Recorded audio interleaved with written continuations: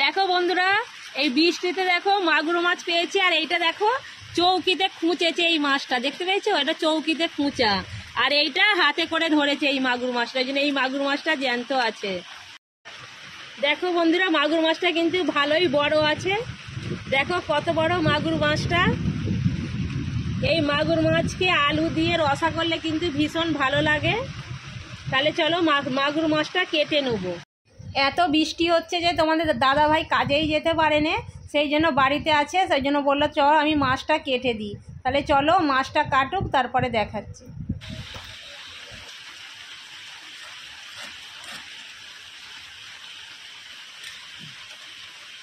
ডিম বেরাচ্ছে, ডিম আছে মাগুর মাছটা পাকলা, কিন্তু মাগুর মাছটা কিন্তু ভালোই বড়। দেখো বন্ধুরা, মাগুর মাছটা দেখো কতটা ডিম বেরিয়েছে, দেখো কতটা ডিম হয়েছে। রাত থেকে ধরেছি তো, সেরকম ওই জন্য ভিডিও করে দেখাতে পারিনি। এরকম যদি দিনের বেলা মাছ ধরতো তাহলে ভিডিও করে দেখাতে পারতাম। দেখো কতটা ডিম, দেখো কতটা ডিম বেরিয়েছে মাছটা। ডিমটা তুলে নাও।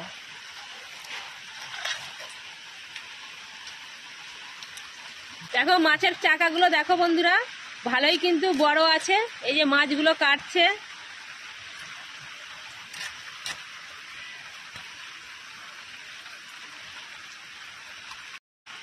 মাছগুলো দেখো বন্ধুরা ভালোই কিন্তু বড় আছে, আর অনেকগুলোই চাকা হয়েছে। আমাদের 5 জনের লেগে বেশি যা মাছ হয়েছে। মাছটা কিন্তু সাইজে ভালোই বড় ছিল। তাহলে চলো পরিষ্কার করে ধুয়ে নিই, তারপরে আবার ফিরে আসছি। আর এখানে দেখো বন্ধুরা, একটা কিন্তু শিঙি মাছ পেয়েছিল ছোট, সেই শিঙি মাছটা কিন্তু কেটে নিচ্ছে। দেখো এটা কিন্তু শিঙি মাছ, আর এইটা কিন্তু মাগুর মাছ। আর শিঙি মাছেরও দেখো ডিম বেরিয়েছে। আর এই মাছগুলো আলু দিয়ে রসা করব মাগুর মাছের, আর মাছের আমরা দিয়ে মাছের ডিমের টক। তাহলে চলো আজকে দুটো রেসিপি বানাবো, তোমাদের সঙ্গে শেয়ার করব আজকে। মাছগুলো কেটে আমি ধুয়ে পরিষ্কার করে নিয়ে চলে এসেছি। মধ্যে পরিমাণ মতো লবণ, আর দিচ্ছি হলুদ গুঁড়ো, এবারে দিয়ে দিচ্ছি সর্ষের তেল। মাছের ডিমের মধ্যেও দিয়ে দিচ্ছি পরিমাণ মতো লবণ, আর দিচ্ছি অল্প একটু হলুদ গুঁড়ো। দিয়ে মাছের ডিমটাও খুব ভালো করে চৌকুটে মাখিয়ে নেবো। মাছের ডিমটা দেখো আমি খুব ভালো করে লবণ হলুদ মাখিয়ে নিয়েছি। এবারে মাছটাও খুব ভালো করে মাখিয়ে নেবো। মধ্যে আমি সর্ষের তেল দিয়ে দিয়েছি, আর তেলটা খুব ভালো করে গরম করে নেবো। গরম হয়ে গেছে, এবারে মাছগুলো দিয়ে দেবো।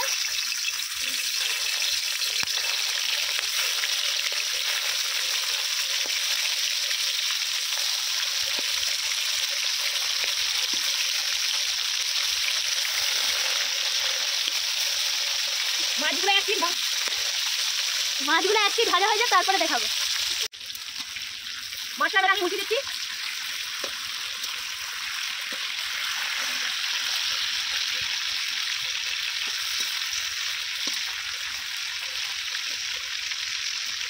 এক পিঠ ভাজা হয়ে গেছে, এবারে উল্টি পাল্টি মাছগুলোকে ভালো করে ভেজে নেবো। উল্টি পাল্টি মাছগুলো আমি লাল লাল করে ভেজে নিয়েছি। এবারে মাছগুলো তুলে নেবো। তেলেতেই আমি ডিমগুলো ভেজে নেবো। সব ডিমটাই আমি দিয়ে দিচ্ছি। যেহেতু টক বানাবো সেই জন্য ভেঙে নেবো ডিমটাকে, ওই জন্য একসঙ্গে সবটাই দিয়ে দিচ্ছি। দিয়ে খুন্তিতে করে একটু পাতলা করে নেবো, যাতে ভিতরটা ভালো করে ভাজা হয়।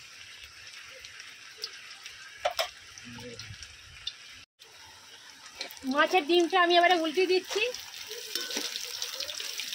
উল্টি এবারে আমি বন্ধুরা ভেঙে নেবো একটু, যেহেতু টক হবে।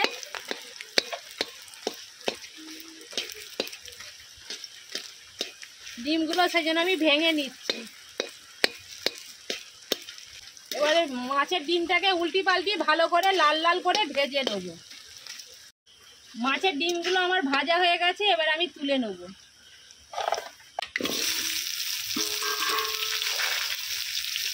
এবারে আলুগুলোকে আমি এইরকম সাইজ করে লম্বা লম্বা করে কেটেছি।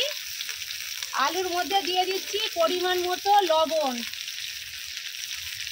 আলুটাকেও আমি খুব ভালো করে একটু ভেজে নেব।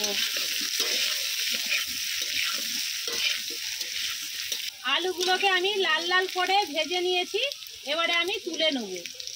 আলুগুলো ভাজা হয়ে গেছে, অল্প তেল আছে, আরো একটু তেল আমি দিয়ে দিচ্ছি। দিয়ে দিচ্ছি কেটে রাখা পেঁয়াজগুলোকে আমি ভেজে নেব। পেঁয়াজটা আমি গোল্ডেন করে ভেজে নিয়েছি। এর মধ্যে দিয়ে দিচ্ছি রসুন বাটা, আদা বাটা।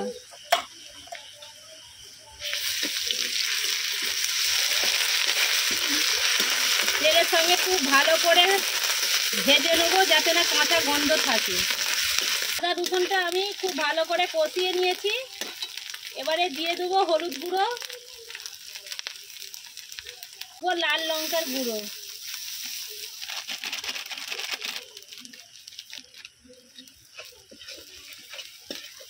সব কিছু আবারও খুব ভালো করে কষিয়ে নিচ্ছি। মশলাটা যাতে না পুড়ে যায় দিয়ে দিচ্ছি জল। মশলাটা খুব ভালো করে কষিয়ে নিয়েছে আর মশলা থেকে তেল ছাড়তে আরম্ভ করেছে। এর মধ্যে দিয়ে দিচ্ছি আমি টমেটো পেস্ট বানিয়ে রেখেছিলাম, সেই টমেটো পেস্টটা দিয়ে দিচ্ছি।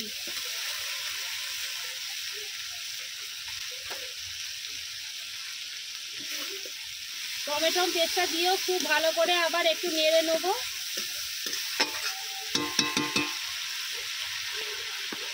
এবারে আমি এর মধ্যে দিয়ে দিচ্ছি ভেজে রাখা আলু। আলুটাও মশলার সঙ্গে ভালো করে একটু কষিয়ে নেব।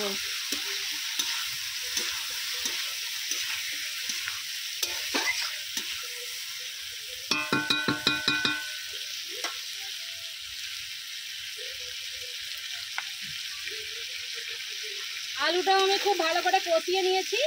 এবারে দিয়ে দেবো জল।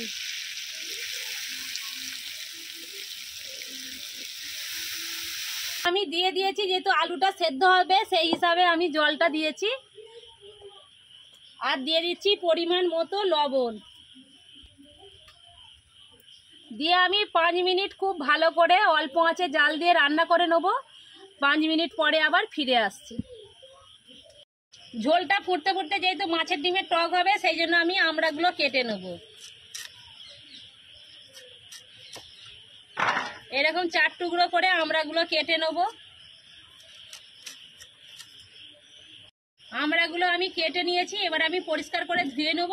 আর তাহলে চলো ওইদিকেও কিন্তু ঝোলটা আমার ফুটে গেছে। ঝোলটা আমার ফুটে গেছে আর আলুটাও আমার সেদ্ধ হয়ে গেছে। এবারে আমি মাছগুলো দিয়ে দেবো।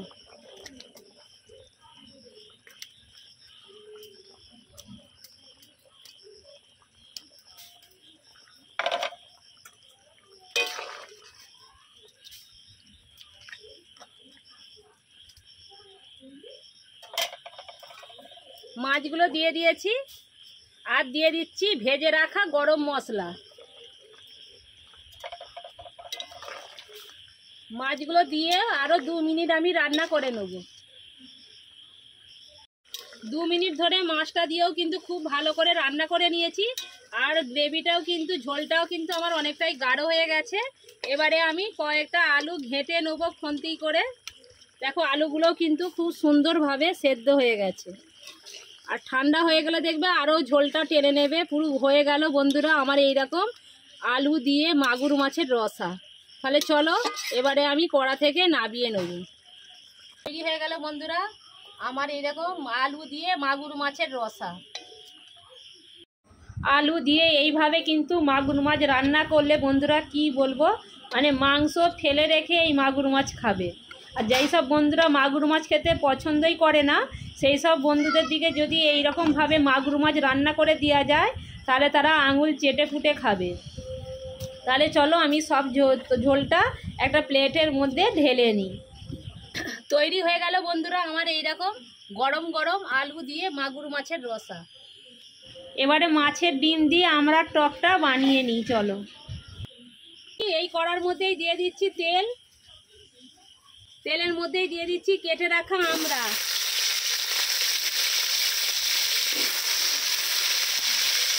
আমড়ার মধ্যে দিয়ে দিচ্ছি অল্প একটু লবণ আর হলুদ গুঁড়ো। আমড়াটাকে তেলের মধ্যে হালকা করে একটু নেড়ে নেব।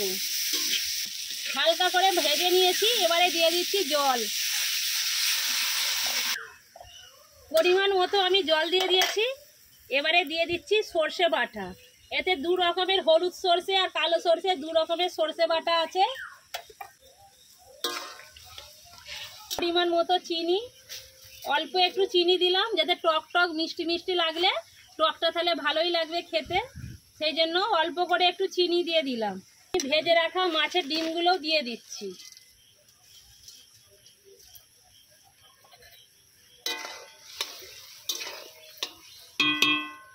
দিয়ে সব কিছু চাপা দিয়ে রান্না করে নেব। কিছুক্ষণ রান্না করে নিই, 5 মিনিট পরে আবার ফিরে আসছি। কিছুক্ষণ সময় ধরে ফুটিয়ে নিয়েছি আর টকটাও আমার হয়ে গেছে আর আমড়াগুলো খুব সুন্দরভাবে কিন্তু সেদ্ধ হয়ে গেছে। এবারে আমি কয়েকটা আমড়া ঘেঁটে নেব। চলো এবারে আমি কড়া থেকে টকটা নাবিয়ে নেব। আলু দিয়ে মাগুর মাছের রসা, সাথে মাছের ডিম দিয়ে আমড়ার টক, দুটোই আমার রান্না হয়ে গেছে। চলো এবারে খেয়ে দেখি কিরকম হয়েছে। আমরা এবারে খেতে বসে গেছি। আলু দিয়ে মাগুর মাছের রস আর মাছের ডিম দিয়ে আমড়া দিয়ে টকটা কিরকম হয়েছে খেয়ে দেখি। প্রথমে আগে আমার ছোট্ট সোনাকে দিয়ে দিচ্ছি। আমার মা আগে খেয়ে দেখবে, আমার কুচি মা, সে আগে খেয়ে দেখবে কিরকম হয়েছে। নাও সোনা, স্টার্ট করো।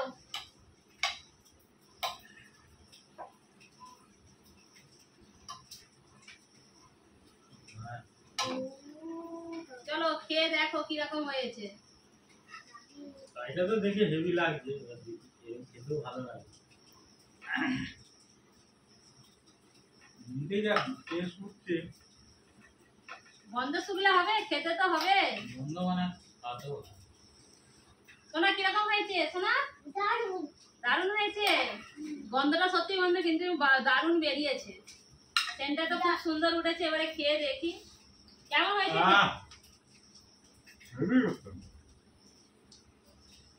সুন্দর হয়েছে। সত্যি বন্ধুরা 100% গ্যারান্টি দিচ্ছি, এরকম যদি মাগুর মাছ থাকে না, মাংস ফেলে রেখে মাগুর মাছ খাবে। সত্যি দারুণ হয়েছে। সুন্দর খাই দাও প্লেটও ভরানি বলে কাই আবার আমি এনে তুলে রেখেছি।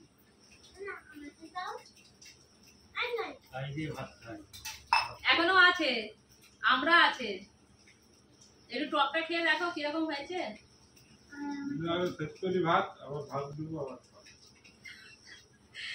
তোমাদের দাদা ভাই বলছে এখনো আমার ভাত লাগবে। চিন্তা নেই যে এখানে গামলি বসানো আছে ভাতের।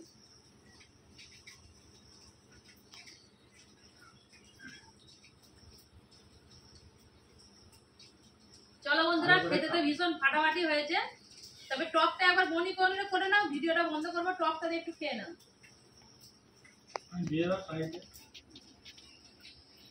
চলো টকটা একটু টেস্ট করে নিই।